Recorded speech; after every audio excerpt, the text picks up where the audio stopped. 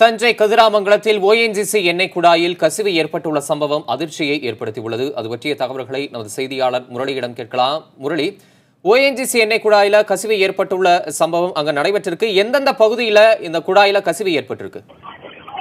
கதிராமங்கலத்திலிருந்து மயிலாடுதுறைக்கு ONGC நிறுவனம் குழாய்கள் மூலம் ஆயில் எடுத்து செல்லப்படுகிறது. அந்த கதிராமங்கலம் பக்கத்தில் வனதுர்க்கைம்மன் கோயில் இருக்கு.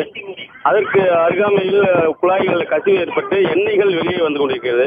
சற்று புகை ஏற்பட்டதால் தீ விபத்து நடந்தது. பொதுமக்கள் மிகுந்த பதட்டம் அடைந்து சாலை மறியலில் ஈடுபட்டுள்ளனர். சம்பவ இடத்துக்கு தீயணைப்பு வேண்டி வந்தது. காவல்துறையினர் மற்றும் அரசு அதிகாரிகள் விசாரணை பண்ணியிருக்காங்க சார். முரளி, இப்போ தற்போது சம்பவ இடத்துல ONGC நிறுவன அதிகாரிகள் யாரேனும் இருக்கிறார்களா? இந்த கசிவிற்கான காரணம் என்ன என்பது தெரிய வந்திருக்கிறதா? ONGC அதிகாரிகள் வந்துகிட்டு இருக்காங்க. இல்ல, அந்த பகுதி மக்கள் இந்த எண்ணெய் கசிவு தொடர்பா என்ன சொல்றாங்க முரளி? இந்த பகுதியில தீ விபத்து ஏற்பட்டு இந்த கிராமமே அழிஞ்சு விட அபாயம் இருக்கு. அதனால இந்த வழியா ONGC நிறுவனம் எண்ணெய் எடுத்து சொல்ற தடை பண்ணணும்னு சொல்லி போராட்டம் பண்றாங்க.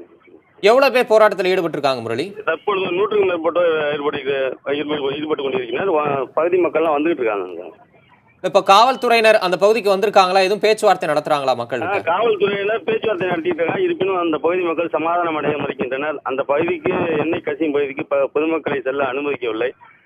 அதனால பரபரப்பு பிரச்சனை ஏற்பட்டு வருகிறது.